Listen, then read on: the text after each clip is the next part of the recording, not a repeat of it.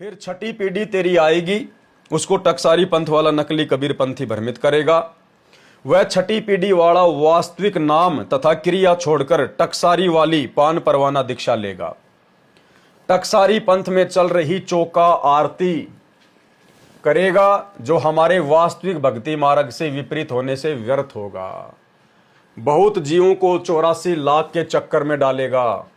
धर्मदास जी ने कहा कि हे परमात्मा, आप एक और तो कह रहे थे कि तेरे 42 पीढ़ी वाले बिंद यानी वंश वालों से सबका कल्याण होगा।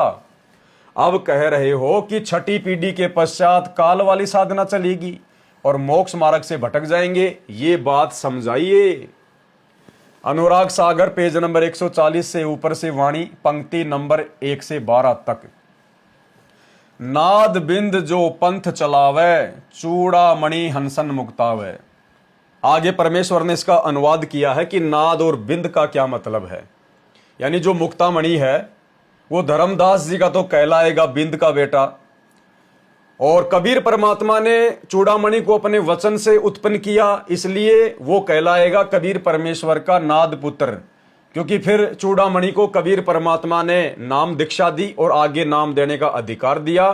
तो जो चूड़ामणि था वो कबीर परमात्मा का तो नाद पुत्र हुआ, वचन का पुत्र हुआ, और धर्मदास जी का सांसारिक दृष्टि में बिंद वाला पुत्र हुआ। इसलिए नाद और बिंद दोनों जो है मुक्तामणि अर्थात चूड़ामणि जी के लिए प्रयोग किया गया है कि नाद बिंद जो पंथ चलावे, कि चूड़ामणि जो मेरे नाद का पुत्र और तेरे बिंद का पुत्र है, उससे जो पंथ चलेगा चूड़ामणि हंसन मुक्तावे। धर्मदास तब वंश अज्ञाना, चीने नहीं अंश सैदाना। जस कछु आगे होई है भाई, सो चरित्र तो ही कहो बुझाई। उसके आगे फिर क्या होगा मैं तेरे को सारी बातें बताता हूं। छठे पीढ़ी बिंद तब होई, भूले वंश बिंदु तब सोई। टकसारी को ले है पाना, अस तब बिंद होय अज्ञाना। चाल हमारी बंश तब झाड़े, टकसारी का मत सब मांडे। चौका तैसे करे बनाई, बहुत जीव 84 जाई। आपा हंस अधिक होया ताही, नाद पुत्र से झगर कराई। होवे दुर्मति वंश तुम्हारा, बचन वंश रोके बटपारा। क्या भावार्थ किया है गुरुदेव भगवान ने। कबीर जी ने श्री चूड़ामणि पुत्र सेठ धर्मदास जी को दीक्षा दी थी। इस कारण से चूड़ामणि को नाद तथा बिंद दोनों नामों से संबोधित किया है। बिंद तो धर्मदास का पुत्र होने से कहा है।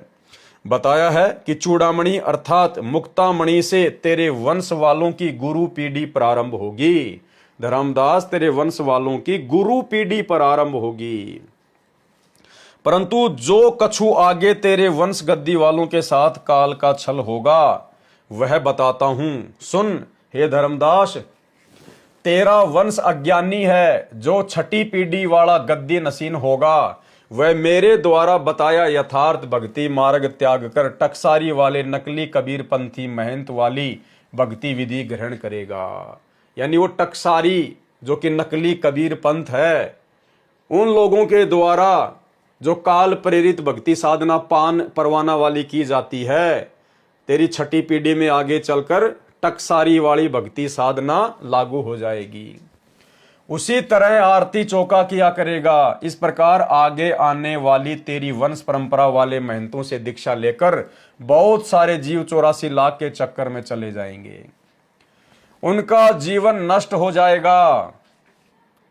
यदि कोई मेरे पंथ को नाद शिष्य परंपरा वाला आगे बढ़ाएगा, क्या कहा कबीर परमात्मा ने कि धर्मदास फिर आगे चलकर यदि कोई मेरे पंथ को यानी कबीर पंथ को नाद यानी वचन का पुत्र शिष्य परंपरा वाला आगे बढ़ाएगा, यानी यहां सतगुरु रामपाल जी परमेश्वर जी के लिए संकेत किया गया है।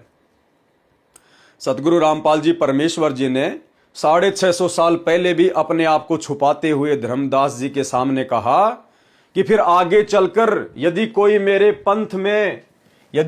पंथ को नाद यानी शिष्य परंपरा वाला आगे बढ़ाएगा, जैसे आज स्वयं ही कबीर परमात्मा सतगुरु रामपाल जी के रूप में अपने कबीर पंथ को शिष्य परंपरा के तहत नाद यानी वचन परंपरा के तहत आगे बढ़ा रहे हैं, उसके साथ तेरे वंश गद्दी वाले झगड़ा करेंगे। जैसे आज ये दामा खेड़ा वाले झगड़ा करते हैं, ये प्रकाश मुनि के वहां पर जब भगत भाई बहन पुस्तक सेवा के लिए जाते हैं, उनके साथ में मार पिटाई होती है, लड़ाई झगड़ा होता है। उसके साथ तेरे वंश गद्दी वाले झगड़ा करेंगे। हे धर्मदास, तेरा वंश दुर्मति को प्राप्त हो जाएगा और वह ठग होकर वचन यानी नाद वाले पंथ को रोकेगा, यानी सतगुरु रामपाल जी के 13वें पंथ को रोकने का कुप्रयास करेगा। अब धर्मदास जी ने क्या कहा? धर्मदास वचन, अब तो संशय भयो अधिकाई कि हे परमात्मा, आपकी ऐसी बातें सुनकर मेरे अंदर तो शंका उत्पन्न हो गई। निश्चय वचन करो मोहि साईं, हे परमात्मा आप मेरे को विश्वास दिलाओ। प्रथम आप वचन असबाखा, पहले तो आपने ये वचन कहे थे कि निसंशय महा 42 राखा, कि निसंशय तेरी जो ये गुरुवाई परंपरा है ये 42 पीढ़ियों तक चलेगी। अब कहूं काल बस परी है, अब आप कह रहे हो कि ये तो काल के अधीन हो जाएगी। दो बात की ही विधि निस्तारी, हे परमात्मा ये दोनों बातें आप किस प्रकार से कह रहे हो, मेरी संशय दूर करो। भावार्थ, धर्मदास जी ने कबीर परमेश्वर से कहा कि अब तो मेरे को और अधिक शंका हो गई, मुझे विश्वास दिलाओ। पहले तो आपने ऐसे कहा कि तेरे वंश वालों से सर्व मानव का कल्याण होगा, अब आप कह रहे हो कि तेरी छठी पीढ़ी वाला भ्रमित होकर काल साधना करेगा और कराएगा। ये दोनों बातें कैसे सत्य हो सकती हैं? तो कबीर परमेश्वर सतगुरु रामपाल जी ने धर्मदास जी को फिर क्या कहा? परमेश्वर कबीर जी ने कहा कि मैंने तेरे पुत्र को दीक्षा देकर आगे दीक्षा देने का अधिकार दिया है। यदि आगे आने वाले गुरु गद्दी वाले सत्य साधना त्याग कर काल साधना करेंगे तो फिर मेरा क्या दोष है? ठीक इसी प्रकार भाइयों और बहनों, गुरुदेव भगवान ने हमें ज्ञान दे दिया, मर्यादा बता दी, सारे कर्म कुकर्म समझा दिए, हर प्रकार से काल के जाल से परिचित करवा दिया। उसके बावजूद भी यदि कोई भगत भाई बहन परमेश्वर के ज्ञान को आधार बनाकर भक्ति नहीं करेगा और बात बात पे मर्यादा तोड़ेगा, भेड़ चाल में एक दूसरे भक्तों को देखकर चलेगा, तो फिर परमेश्वर का भला क्या दोष होगा? फिर मैं तो अपना कोई नाद शिष्य भेजूंगा जो मेरे पंथ को बढ़ाएगा, यथार्थ भक्ति मार्ग से भ्रमित जगत को सत्य भक्ति मार्ग दृढ़ करेगा। जब जब तेरे बिंद वंश वालों को काल छलेगा तब मैं सहायता करूंगा, मैं नाद हंस शिष्य परंपरा प्रकट करूंगा। नाद पुत्र यानी शिष्य रूपी पुत्र जो हमारा होगा उससे मेरे पंथ का प्रकाश होगा। परमेश्वर ने कहा कि धर्मदास फिर आगे चलकर मेरा जो कबीर पंथ है जो पूरे विश्व में फैलेगा, फिर वो मेरे नाद वंश के द्वारा फैलेगा, मेरे वचन वंश के द्वारा फैलेगा। यानी कबीर परमात्मा ने स्वयं ही इस कलयुग की पिछली पीढ़ी में 8 सितंबर 1951 को सतगुरु रामपाल जी के रूप में प्रकट होकर सन 1994 से अपने इस यथार्थ 13वें कबीर पंथ को शुरू करना था। उसके विषय में परमात्मा 650 साल पहले धर्मदास जी के सामने अपने आप को छुपा कर कह रहे हैं कि मेरा कोई शिष्य जाएगा, शिष्य परंपरा वाला जाएगा, मेरे पंथ को आगे बढ़ाएगा। हे धर्मदास, अपने वचन वंश को समझा दो, यानी चूड़ामणि को समझा दो कि वह सबको बताए कि कभी काल झटका दे जाए तो नाद वंश वाले से दीक्षा लेकर अपना कल्याण कराए, अर्थात सतगुरु रामपाल जी भगवान से दीक्षा लेकर अपना आत्म कल्याण करवाए। लेकिन धर्मदास जी के वंश वाले वर्तमान में किसी भी प्रकार से मानने को तैयार नहीं हैं।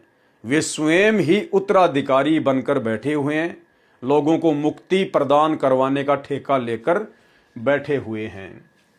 विशेष अब देखना भाइयों और बहनों, धर्मदास जी की वंश परंपरा को आधार बनाकर अब सतगुरु रामपाल जी परमेश्वर वर्तमान में उन्होंने सन 1994 से जो अपना मार्ग चला दिया है, यथार्थ 13वां कबीर पंथ चला दिया है, अब उस मार्ग में भाई और बहनों काल ने किस प्रकार से गंदगी फैलाई है और किस प्रकार से सतगुरु रामपाल जी भगवान अपने बच्चों को समझा रहे हैं। अगर आप जी समझ गए तो बहुत विशेष आत्मा, बहुत प्यारी आत्मा, अन्यथा आप जी काल के जाल से फिर नहीं निकल सकते। यानी सतगुरु रामपाल जी हाथ पकड़ के काल के जाल से बाहर नहीं निकालेंगे। परमेश्वर ने हमें मनुष्य शरीर दिया है, सबसे उत्तम बुद्धि दी है, ऊपर से 30 साल से दुनिया का सर्वश्रेष्ठ तत्व ज्ञान दे दिया, साथ संगतियां शुरू करवा दी। अब भी यदि हम भेड़ चाल में चलते रहे और गुरुदेव के ज्ञान को आधार ना बनाकर, इन पुस्तकों में लिखी गई बातों को आधार ना बनाकर अगर उसी प्रकार से देखा देखी में चलेंगे एक दूसरे भक्तों को देखकर, तो भाई फिर काल हमें छलेगा, फिर परमात्मा कुछ नहीं करेगा।